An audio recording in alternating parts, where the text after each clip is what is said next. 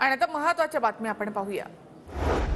राज्यसभेच्या 6 जागा महायुती लढणार। चव्हाणांच्या भाजप प्रवेशामुळे 6वी जागा महायुतीसाठी सुरक्षित। भाजप 4 तर शिंदे आणि अजित पवार गट प्रत्येकी एक जागा लढणार। राज्यसभा निवडणुकीमध्ये काँग्रेसचे 20 ते 22 आमदार विरोधात मतदान करण्याची शक्यता।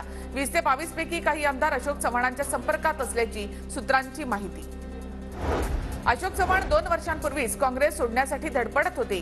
शिंदे भाजपसोबत गेले तेव्हा चव्हाण सुद्धा जाणार होते। खासदार संजय राऊतांचा मोठा दावा, तर नांदेड कुणाचा बालेकिल्ला नाही, तिथे काँग्रेस जिंकणार असा उल्लेख। अशोक चव्हाण हे 2 वर्षापूर्वी पक्ष सोडणार होते। तुम्हाला मी आता सांगतो, एकनाथ शिंदे यांच्याबरोबरच त्यांचं काँग्रेस पक्ष सोडण्याची योजना होती। तुम्हाला माहीत असायला पाहिजे मराठवाड्यातला पत्रकार, अशोक चव्हाण हे आता नाही, गेल्या काही काळापासून धडपडतात पक्ष सोडण्यासाठी। त्यांना आजचा मुहूर्त मिळाला असेल तर त्यांचा प्रश्न। काँग्रेसमध्ये तारतम्य राहिलं नाही। प्रदेशाध्यक्ष नाना पटोलेंबद्दल नाराजी। माजी काँग्रेस आमदार अमर राजूरकर यांची प्रतिक्रिया। मल्लिकार्जुन खरगे आणि केसी वेणुगोपाल यांचा बाळासाहेब थोरातांना फोन। पक्षातील डॅमेज कंट्रोल आणि संघटना बांधणीकडे लक्ष देण्याच्या सूचना।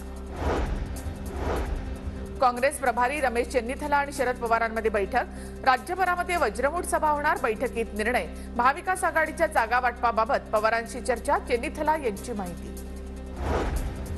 अशोक चव्हाणांच्या भाजप प्रवेशावरून पवार गटाने भाजपला डिवचलं। खोकी आणि ईडीचा उल्लेख करत शरद पवार गटाच्या ट्विटर हँडलवरून भाजपला डिवचणारं ट्विट। भाजपमध्ये येण्यासाठी एकनाथ खडसेंचे प्रयत्न सुरू। भाजप नेते गिरीश महाजन यांचा मोठा दावा। मी शरद पवार यांच्यासोबत आहे आणि त्यांच्यासोबतच राहणार। भाजपात प्रवेश करणार असल्याच्या अफवा। एकनाथ खडसेंकडून ट्विट करत चर्चांवर स्पष्टीकरण। अहमदनगरच्या सोनईमध्ये उद्धव ठाकरेंचे जंगी स्वागत। 20 जेसीपींच्या माध्यमातून ठाकरेंवर फुलांची उधळण। ठाकरेंच्या स्वागतासाठी 20 फुटांचा हार। राज्य सरकारकडून 20 फेब्रुवारीला विशेष अधिवेशन बोलावण्याची शक्यता। अधिवेशनामध्ये मराठा आरक्षणावर कायदा पारित केला जाणार, सूत्रांची माहिती।